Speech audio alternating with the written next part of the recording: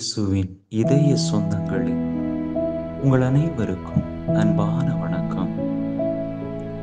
இயேசுவின் திரு இருதய வணக்க மாதத்தின் 9ஆம் நாளாகிய இன்று இயேசுவின் திரு இருதயம் எவ்வாறு நிந்தை அவமானங்களை மன்னிக்க கற்றுத் தருகிறது என்பதை குறித்து தியானிப்போம்.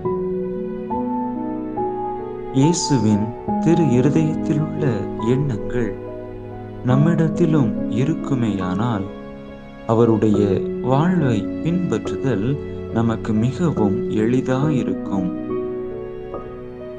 பல நேரங்களில் நம்முடைய வாழ்க்கையிலே நம்மால் செய்ய இயலாத ஒரு காரியம் என்ன என்று பார்க்கிற பொழுது, நமக்கு எதிராக பாவம் செய்தவர்களை, நமக்கு எதிராக செயல்பட்டவர்களை மன்னிக்க முடியாத ஒரு தன்மைதான். விவிலியத்திலே பல இடங்களில் இயேசு பகைவரையும் மன்னிக்க நம் அனைவருக்கும் கற்றுத் தருகின்றார். மலைப்பொழிவிலே மத்தேயு நற்செய்தி 5வது அதிகாரம் 44வது இறை வசனத்திலே வாசிக்கின்றோம். உங்கள் பகைவரிடமும் அன்பு கூறுங்கள், உங்களை துன்புறுத்துவோருக்காக இறைவனிடம் வேண்டுங்கள் என்று. நம்முடைய வாழ்க்கையில் நாம் செய்ய விரும்பாத அல்லது மிகவும் கடினமான ஒரு செயல் என்ன என்று சொன்னால், நமக்கு எதிராக தவறுகள் செய்தவர்களை மன்னிப்பது. நம்முடைய சொந்த பெற்றோராக இருக்கலாம், உடன் பிறந்த சகோதர சகோதரிகளாக இருக்கலாம், நண்பர்களாக இருக்கலாம், அல்லது உறவினர்களாக இருக்கலாம். ஏதோ ஒரு வகையில் நமக்கு எதிராக அவர்கள் செயல்பட்டார்கள் அல்லது நமக்கு எதிராக ஏதோ ஒரு வார்த்தையை பேசிவிட்டார்கள் என்று சொன்னாலே, நாம் பல நாட்களாக, மாதங்களாக, ஏன் ஆண்டுகளாக கூட அவர்களோடு பேசாமல் இருப்போம். அவர்கள் கூறிய அந்த ஒரு வார்த்தை, அந்த ஒரு குறிப்பிட்ட கசப்பான அனுபவம் நம்முடைய வாழ்க்கையிலே ஒரு மிகப்பெரிய தாக்கத்தை ஏற்படுத்தி விடுகிறது. எனவே அவர்களை மன்னிக்கக்கூடிய மனது நமக்கு வருவதில்லை.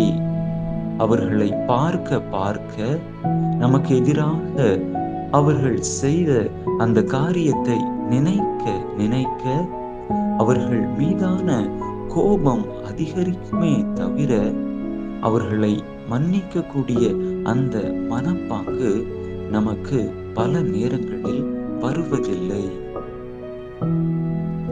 ஆனால் இயேசுவினுடைய திரு இருதயம் நமக்கு ஒரு மிகச் சிறந்த படிப்பினையை கற்றுக் கொடுக்கிறது. கல்வாரி மரத்திலே இயேசு பாடுபட்டு துன்புற்றுக் கொண்டிருந்த அந்த வேளையிலே அவருடைய பகைவர்கள் அவரை எள்ளி நகையாடி சிலுவையில் அறைந்த அந்த நேரத்திலும் கூட அவர்களை மன்னித்து அன்பு செய்து அவர்களை ஏற்றுக்கொள்ளக்கூடிய அந்த ஒரு மனப்பக்குவம் நம் அனைவருக்கும் மிகச் சிறந்த வாழ்க்கை பாடமாக அமைகின்றது. தந்தையே, இவர்களை மன்னியும், இவர்கள் செய்வது என்னவென்று அறியாமல் செய்கிறார்கள் என்று அந்த கயவர்களை முழு மனதோடு மன்னித்து நம் அனைவருக்கும் ஒரு மிகச்சிறந்த வாழ்வியல் எடுத்துக்காட்டாக இயேசுவினுடைய திரு இருதயம் விளங்குகின்றது. அன்பார்ந்தவர்களே, இயேசுவினுடைய திரு இருதயத்தை நாம் உற்று பார்க்கும் பொழுதெல்லாம் அவருடைய இந்த மன்னிக்கும் பண்பு நமக்கு தோன்ற வேண்டும். அந்த மன்னிக்கும் பண்பை நாமும் நம்முடைய வாழ்க்கையிலே பிரதிபலிக்க வேண்டும். யாரையெல்லாம் மன்னிக்க முடியாமல் நாம் மிகவும் கஷ்டப்பட்டு கொண்டிருக்கிறோமோ, அல்லது மனதிலே வெறுப்பை விதைத்து கொண்டிருக்கிறோமோ, அந்த மனிதர்களை இயேசுவினுடைய திரு இருதயத்தின் துணை கொண்டு அந்த அன்பின் பிரதிபலிப்பால் மன்னிக்க முயற்சி செய்வோம்.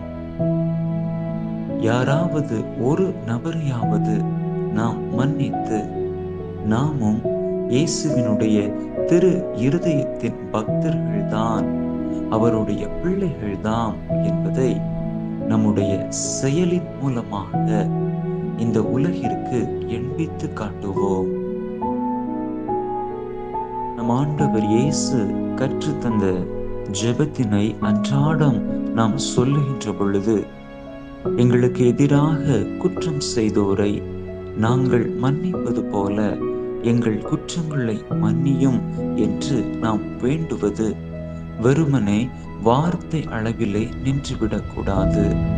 நமக்கு எதிராக குற்றம் செய்தவர்களை உண்மையிலேயே நாம் மன்னிக்க வேண்டும்.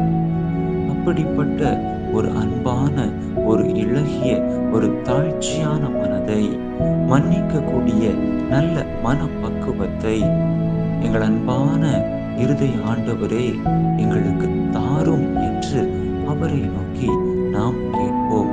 நிச்சயமாக அவரிடம் விளங்கிய அதே மன்னிக்கும் பண்பு நம்முடைய வாழ்விலும் வெளிப்படும். அதன் மூலமாக அவருடைய ஆசீரை அளப்பரிய விதத்திலே நம்மால் பெற்றுக்கொள்ள முடியும்.